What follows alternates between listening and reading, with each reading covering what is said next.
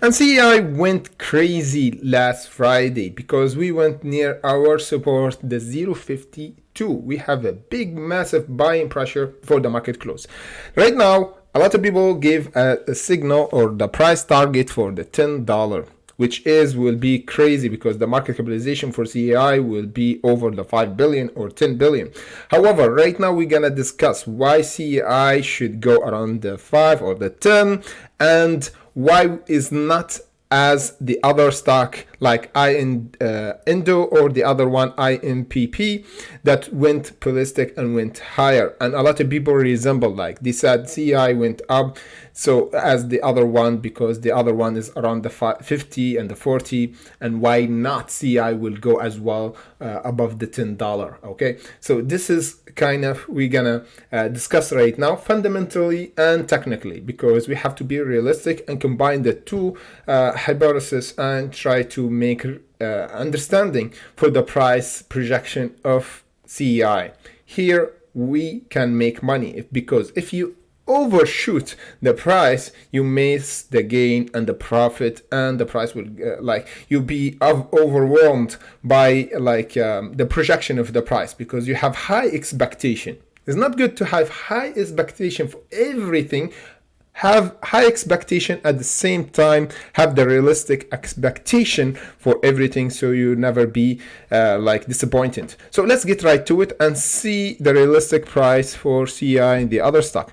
We can see CEI jumped around the 30% last Friday, and IMPP went 50% and is around the $3. Okay, and INDO or INDO, which is Indonesian Energy Corporation, and a lot of people on Reddit they resemble CEI with INDO because both of them are in energy sector, and this one went $40 from the $5. So say, okay, lots of new traders say, why not CEI will go to this level of price?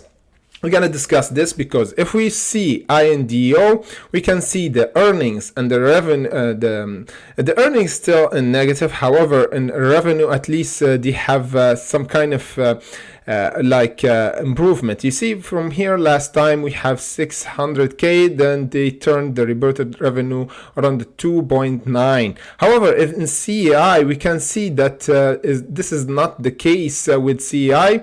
The earning is still in negative, so they don't have the same fundamental wise regarding the revenue and balance sheet. That's why a lot of people considering CEI going around the 5 market capitalization will be overshoot for the price, because if we go here we see market capitalization for CEI is around just the 195 million compared to other energy stock which is around the 48. For the IMPP still is low market capitalization compared to CEI.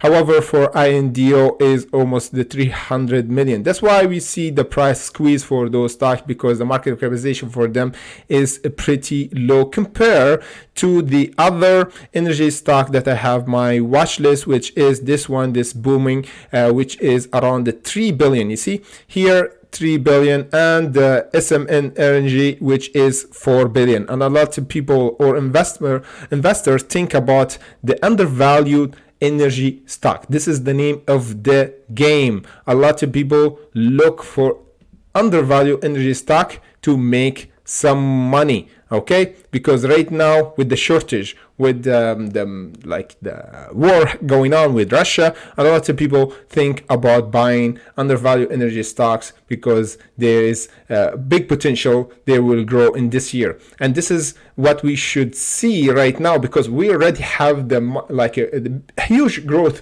for space stocks and wheat stocks that actually boomed the last 2 years before, and we saw that the price went up and overvalued for those stocks, then went down. We don't want to see this happening for CEI and the other energy stock. So we have to be realistic. So if we go in a technical analysis for CEI, we can see first we bounce from this level of support, which is the 0.52. Here you see right now the price actually went higher, and crazy high in just the last 3 hours from the market's close.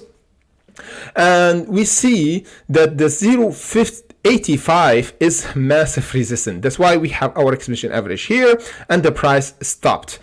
It stopped because there's a reason, technically wise. You see why we don't actually shoot up and close around the 0.85? Because we already used all the energy.